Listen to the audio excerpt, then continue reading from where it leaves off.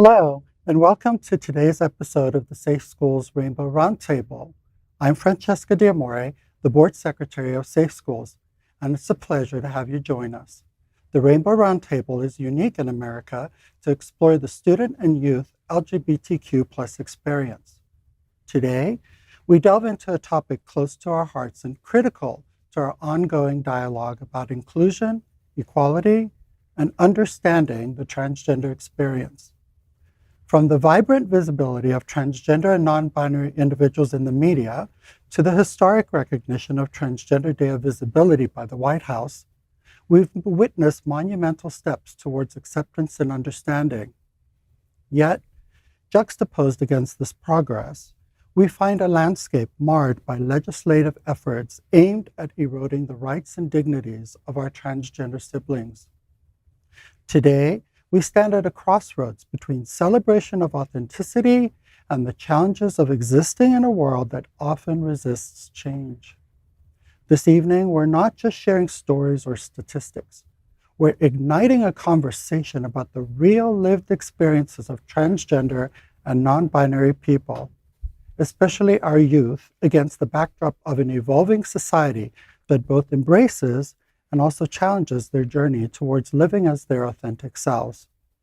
We'll explore the joy, the resilience, and the undeniable spirit of the community, alongside the sobering reality of anti-trans legislation sweeping across states like Florida, and what it means for the future of LGBTQ rights and well-being. Joining us are a panel of remarkable individuals, each bringing their unique perspective and expertise to today's discussion. Let's welcome Vaughn Sellers. She studies theater at Barry University and is a social media influence and cheer coach. Welcome, Vaughn. Hi, everyone. I'm Vaughn. I am a 21-year-old trans woman. I am a cheer coach. Such a headache. I started studying theater and social work at Barry University. I will be transferring to FIU in the summer. And I'm happy to be here today to share my experiences. You know, every voice matters, and I'm happy to be here. Awesome. Next, let's welcome Mateo Ventura Brewer. Mateo is the first trans executive director of the largest nonprofit LGBTQ plus women's organization in Florida, the Aqua Foundation for Women. Welcome, Mateo. Thank you. It's a pleasure to be here, and just make sure you get your tickets for our totally free LGBTQ plus family barbecue that's happening on Sunday, March 3rd in historic Virginia Key Beach. It's going to be a lot of fun. We're going to have water slides, activities for the kids, as well as food and a DJ. So awesome. Next, let's welcome June Raven Romero. She is a well-known actress here in South Florida. Hi, and welcome, June. Hi. Hi. Thanks for having me. I'm so excited to get into the conversation if it's something I can do well at speak at length. And I'm starring in a one-woman show. It's an immersive show put on by Juggernaut Theater Company, who is the immersive leader in the southeastern region of the United States, really.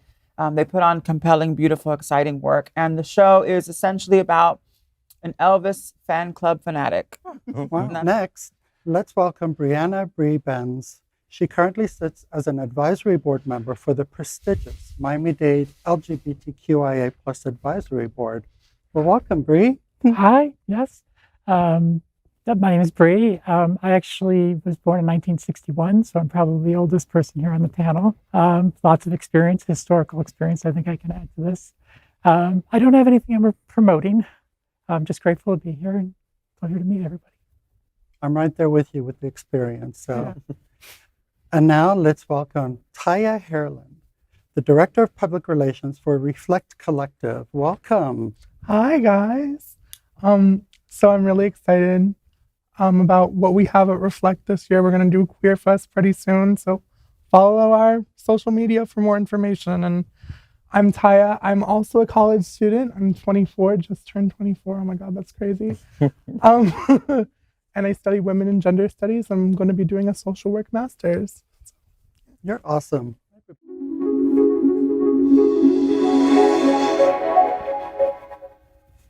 our journey through the vibrant yet often challenging history of the transgender community. It's a history rich with diversity, struggle, and resilience, a narrative that extends far beyond the headlines and societal debates of today. The roots of transgender existence weave deeply through the tapestry of human history, transcending cultures, continents, and centuries.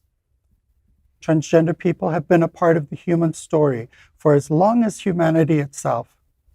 Across the globe, from North America to Asia, Africa to the Pacific, hundreds of cultures have recognized, honored, and celebrated more than the binary genders we often hear about today. This isn't a modern phenomenon or a trend, as some might mistakenly believe. It's a testament to the rich tapestry of human identity and expression. Before the widespread influence of European colonization, many indigenous societies revered multiple gender identities, integrating them into the very fabric of their cultural and spiritual lives. This worldview was drastically altered as colonization imposed a rigid, binary concept of gender, erasing and silencing centuries of gender diversity. In the United States, the struggle for transgender rights took shape in the shadows, gaining momentum in the 1950s. From the uprising at Cooper's Donuts to the Compton's cafeteria riots, which Safe Schools covered in our Queer History 101 series. The Stonewall riots, transgender people of color often led the charge, fighting back against police brutality and societal marginalization. These pivotal moments were not just about resisting oppression. They were about claiming space for existence, for recognition, and for dignity. They remind us that the fight for transgender rights is deeply intertwined with the broader struggle for justice and equality. Our understanding of gender has evolved significantly, thanks in part to advancements in technology and the power of the internet. These tools have not only amplified our voices, but have also brought the nuanced realities of transgender lives into the broader public consciousness. As we reflect on this rich history, we're reminded of the resilience and strength of the transgender community. Yet, the journey is far from over. The fight for rights, recognition, and respect continues, and we stand on the shoulders of those who came before us.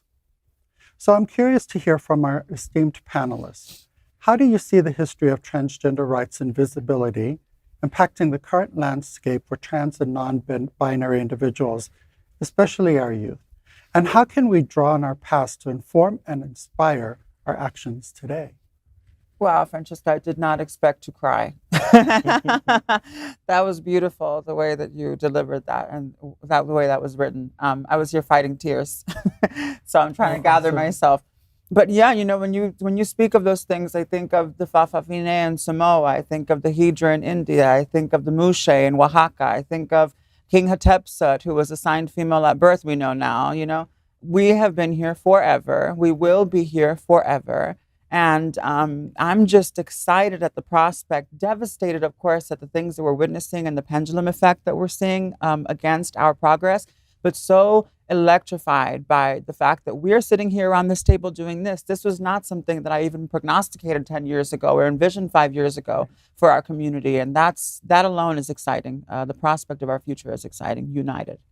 It absolutely is. I love how you mentioned the indigenous history that we have, and I think, and the colonization, how that was taken from us. As a Latina person who really doesn't know and have a way to figure out who my indigenous ancestors are, you know, that's something that it has been stolen from us, along with the land and our history, our language. And so what I'm seeing a lot of young people starting to do now is trying to reclaim those, trying to learn about different histories and traditions, even if it might not be ours, because how can we know? But trying to do so in a respectful way and learn more about it to feel, you know, to reclaim that. I think that's what's going to be empowering as we move forward. Shout out to my ancestors at the Lake Nicaragua, the Cosiboca tribe. That's awesome. Anybody else? Well, I think it's interesting, June. It was great to sort of hear so much history about trans people, you know, having been born in the 60s in a sort of a small conservative town area had access to no resources. And so there was just no way to gain any information. The Stonewall riots happened. I was probably about 5 hours north of Stonewall, and yet had no idea those riots were happening because it just wasn't within our sort of the realm. It wasn't on TV. It wasn't on, if Walter Cronkite wasn't talking about it, no one knew about it, kind of thing. So it's amazing now just to see how far we've come.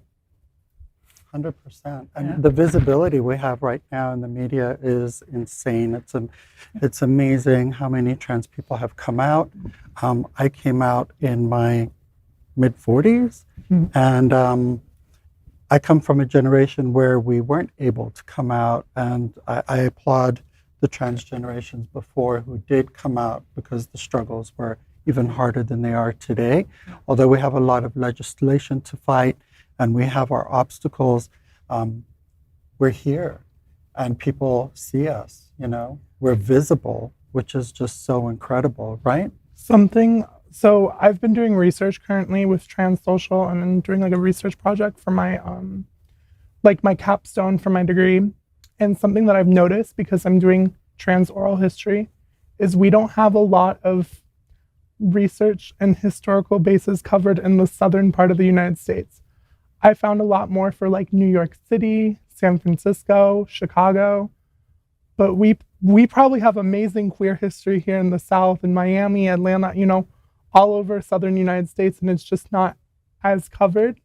And that's something that I really want to change with the research that I'm going to do. And I want to hear, more stories of people in the South, because especially right now, we're the ones that are more impacted than other places in the country. Yeah, and I think the history and how it's racism and disenfranchisement in the South particularly is intertwined with LGBTQ struggles, because many people are not just one thing, right? And how we're impacted by those. If we're being oppressed, we're all being oppressed from the same source, and the people in power are going to stay in power if they continue to be able to oppress all of us here in the South. People think that there's no progressives or there's no liberals in the South. No, we're here. Our vote is not counted as much as everyone else's. I can't recall the exact phrase, but something along the lines of my liberation is tied to your liberation, and oppression anywhere. These things are not, like you said, Matteo, these things don't exist in a vacuum. It's not coincidental that the Nazi Party and the Gestapo went around searching for LGBTQ people first and disabled people first, This is not coincidence. And in fact, I did want to mention something when you talk about Thai research and archiving our own research. It's so essential, because I'm not sure if people are aware, but one of the first targets of the Nazi book burnings was the Institute for Sexology in Berlin, headed up by Dr. Magnus Hirschel. And that burning and that destruction was our Library of Alexandria. In that building, in that mind, in the minds of the people who worked there, was held the very crucial information that we had discovered, that we had built, the techniques for medicine, for surgery, and we lost all of that. And that set us back arguably centuries. And we need to know those things because it reflects on the way that we see ourselves. 100%. Yet we continue striving forward, right?